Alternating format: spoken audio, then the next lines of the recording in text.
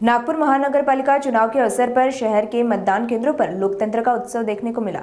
इसी कड़ी में विधायक प्रवीण दत्त के चिटनीस पार्क स्थित न्यू इंग्लिश हाई स्कूल पहुंचे और अपने मताधिकार का प्रयोग किया। मतदान के बाद मीडिया से बातचीत में उन्होंने कहा कि उन्होंने 20 साल बेमिसाल के लिए मतदान किया और मतदाताओं से अपील की कि आने वाले 5 साल शहर के विकास के लिए बेहद महत्वपूर्ण है, इसीलिए सभी अधिक से अधिक संख्या में मतदान केंद्र पहुंचकर भाजपा के उम्मीदवार के समर्थन में मतदान करें।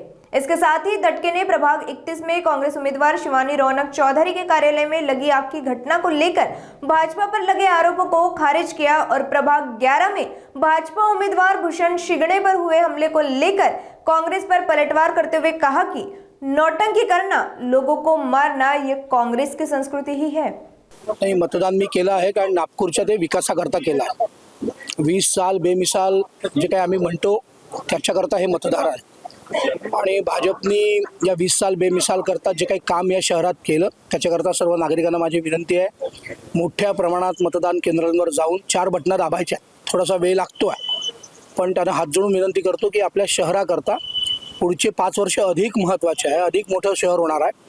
नितीनजींनी सांगितलं आहे, देवेंजींनी सांगितलं की पहिल्या 10 व्हायब्रंट शहरांमध्ये एशियातलं नागपूर येत आहे।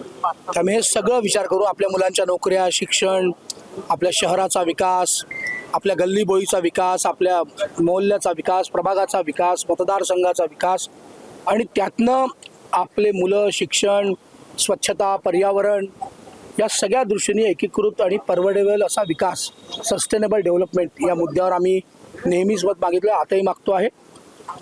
त्यामुळे माझी विनंती आहे नागपुरातल्या सर्व नागरिकांना, जनता जनार्दनांना, मायबाप जनतेला की त्यांनी मतदान केंद्रावर जाऊन मत केलंच पाहिजे, कारण तुमचा तो अधिकार आहे आणि नंतर 5 वर्ष त्या अधिकारवाणीने आमच्या सगळ्यांकडनं काम करून घेतलं पाहिजे, एवढीच विनंती आपल्या माध्यमातून करतो आहे।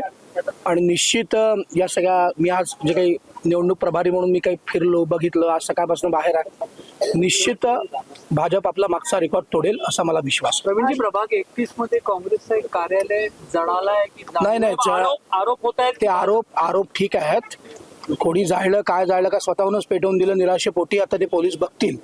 पण त्याच वेळेला काँग्रेसच्या उमेदवाराच्या पतीने आमच्या प्रभाग 11च्या उमेदवार आमचे ज्येष्ठ नेते भूषण शिंगडेला मरतपर्यंत मारलाय।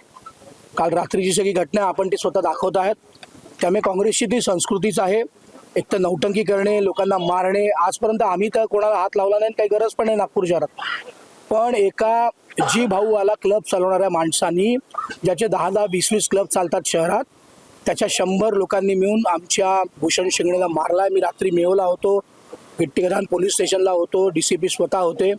पण ही दुर्दैवी घटना आहे, नागपूरच्या एकंदरीत राजकीय सगळ्या पार्श्वभूमीला कलंकित करणारी घटना आहे। नागपुरात पक्षीय मतभेद असतील पण मनभेद नव्हते, पण या घटनेमुळे त्याची अधिक सुरुवात झाली अशी मला दुःखदायक बोलावं लागतं।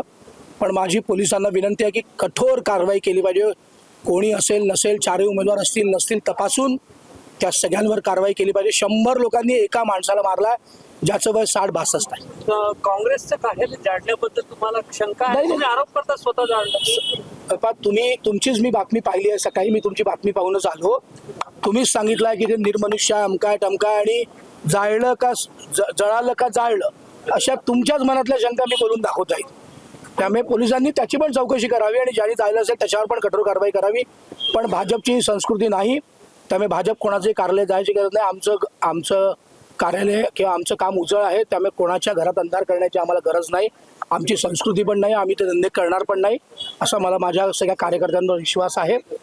परत एकदा मी नागपूरच्या नागरिकांना होत अपील करतो की विकासाच्या बाजूनी, नितीनजींच्या बाजूनी, देवेंजींच्या बाजूनी मत टाकावं आणि नागपूरचा विकास घडवावा अशी विनंती।